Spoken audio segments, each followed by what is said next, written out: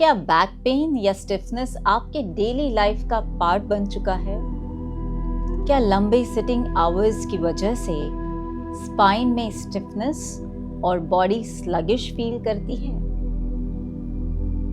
अगर हाँ, तो एक सिंपल सा 1 मिनट योगा फ्लो आपकी स्पाइन को ओपन अप कर सकता है और टेंशन को रिलीज करने में हेल्प कर सकता है। नमस्ते, आज हम सीखने वाले हैं मार्जरी आसन। इसे मार्जरी बिटिलासन भी बोलते हैं और इंग्लिश में कैट काउ पोज, जो स्पाइन मोबिलिटी बढ़ाता है, बैक पेन रिलीफ देता है और माइंड को रिलैक्स करता है। तो वीडियो को एंड तक जरूर देखें, क्योंकि मैं सही टेक्निक, कॉमन मिस्टेक्स और साइंस बैक्ड बेनिफिट्स शेयर करने वाली हूँ, जो आपको इंस्टेंटली फ्लेक्सिबल और टेंशन फ्री फील कराएंगे। अब देखते हैं कैसे करें मार्जरी आसन। तो पहले वज्रासन में बैठेंगे।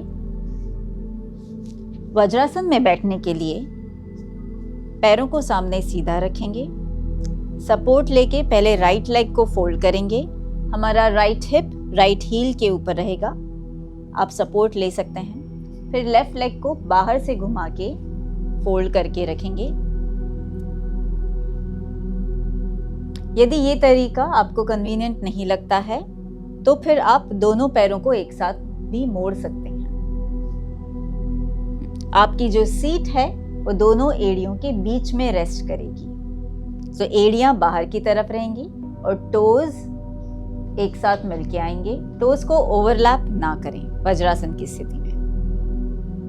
अब मार्जरी आसन बिटिलासन के लिए दोनों घुटनों के बीच में अंतर बनाना है।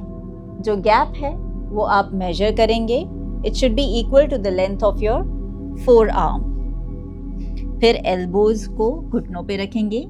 Move your palm 1 palm distance forward और हिप्स को ऊपर उठाएंगे। टेबल टॉप पोजीशन में आ जाएंगे। दोनों पैर पैरेलल रखेंगे।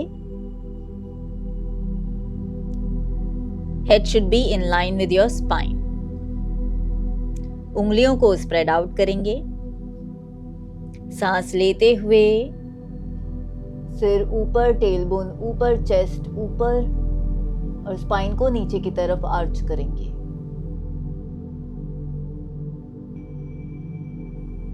सांस छोड़ते हुए टेलबोन नीचे और सिर को नीचे करेंगे।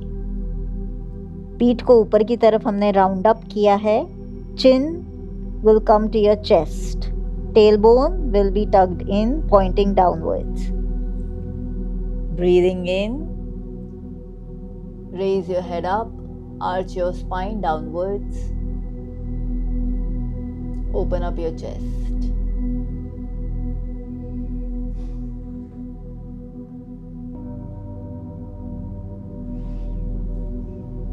Five to 10 times करेंगे।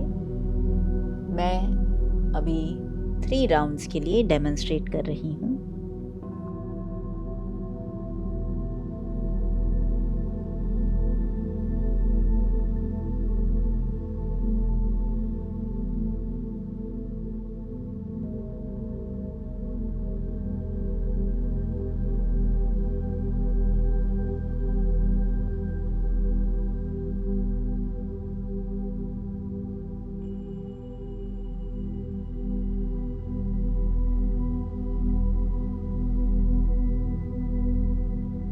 पोजीशन में से बाहर आने के लिए पहले वापस टेबल टॉप पोजीशन पे आएंगे। वज्रासन की स्थिति में से बाहर आने के लिए आप सपोर्ट लेंगे फ्लोर का और दोनों पैरों को सीधा करके बैठ जाएंगे। घुटनों को कॉन्ट्रैक्ट करेंगे और रिलीज करेंगे। To release any tension from your knees. Common गलतियां जो कि अवॉइड करनी चाहिए वो समझते हैं। रॉन्ग ब्रीदिंग कोऑर्डिनेशन करना is one of the big mistakes. यानी कि यदि आप इनहेल टू काउ और एक्सहेल टू कैट करते हैं तो सही है, पर यदि आप उल्टा करते हैं तो मिस्टेक है। शोल्डर्स और नेक टेंस ना करें। हर मूवमेंट में बॉडी को रिलैक्स रखना है। हिप्स और रिस्ट का अलाइनमेंट मेंटेन करें। मेक श्योर कि आपके दोनों हाथ पैरेलल हों और आपके घुटने हिप्स के नीचे हों। ज्यादा फॉरवर्ड या बैकवर्ड शिफ्ट ना करें। ये आसन करने से क्या होता है हमारे अंदर, इसका साइंस और बेनिफिट्स समझते हैं। ये आसन करने से हमारे स्पाइन की फ्लेक्सिबिलिटी और मोबिलिटी इंप्रूव होती है, जिससे बैक में स्टिफनेस और रिजिडिटी दूर होती है। हमारे वर्टिब्रल डिस्क्स में लुब्रिकेशन बढ़ता है, जो स्पाइन को हेल्दी और पेन फ्री रखता है। नर्वस सिस्टम काम होता है, जो स्ट्रेस और एंजाइटी रिड्यूस करता है। ब्लड सर्कुलेशन भी इंप्रूव होता है, जो मसल्स में टेंशन रिलीज करने में हेल्प करता है। लोअर बैक और नेक पेन रिलीफ में हेल्प मिलती है। सिटिंग जॉब्स वाले लोगों के लिए ये बेस्ट योगा स्ट्रेच है। स्ट्रेस और एंजाइटी रिड्यूस होती है, माइंड रिलैक्स होता है, पोस्चर इंप्रूव होता है हमारा।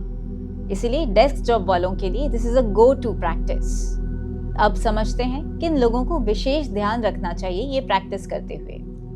प्रिकॉशंस को देखते हैं, लिमिटेशंस को समझते हैं। सिवियर बैक पेन या रीसेंट कोई स्पाइन सर्जरी हुई है तो आप डॉक्टर से पहले कंसल्ट करें। यदि आपको रिस्ट पेन या कार्पल टनल सिंड्रोम है तो रिस्ट सपोर्ट यूज करें, कुशनिंग दें रिस्ट के नीचे, हथेलियों के नीचे, या फिर फिस्ट का यूज करें।